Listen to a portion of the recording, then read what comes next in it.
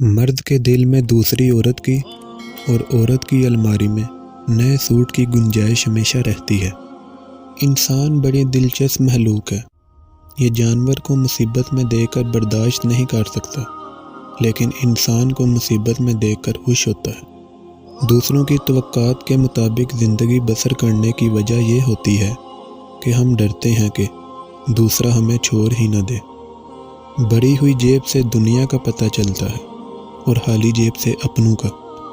ہم اچھا ہونے یا اچھا بننے کے باوجود کسی نہ کسی کہانی میں بڑے ہوتے ہیں۔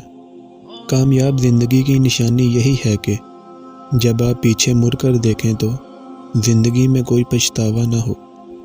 اکثر لوگوں میں تکبر ہوتا ہے، لیکن ان کا نفس ان کو پتہ نہیں چلنے دیتا۔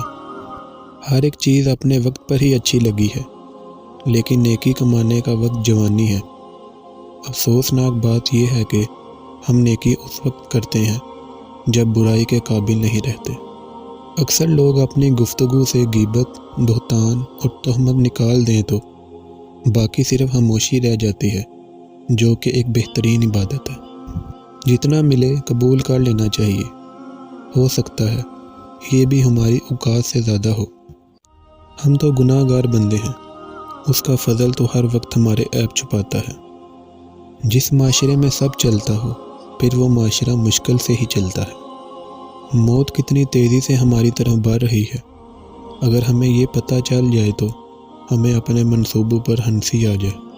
انسان کے دل میں خدا کی مہربانی سے ایسا تار ضرور موجود ہے کہ وہ لوٹ کر خدا کی طرف ضرور آتا ہے، چاہے وہ کسی بھی روپ میں آئے۔ بڑی سے بڑی بات پہ ہار نہ ماننے والے اکثر چھوٹی چھوٹی باتوں پہ ٹوٹ جاتے ہیں۔ وقت سے پہلے اور قسمت سے زیادہ کبھی نہیں ملتا۔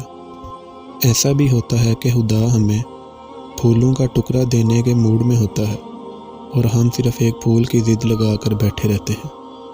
میں جانتا ہوں میں کچھ تو ہوں، کیونکہ میرا رب کبھی کوئی چیز بیکار نہیں بناتا۔ کسی تعلق کو بچانے کے لیے 100 دلیلیں دینے سے بہتر ہے کہ دل پہ پتھر رکھ کے جانے والے کو خوشی خوشی رخصت کر دیا جائے۔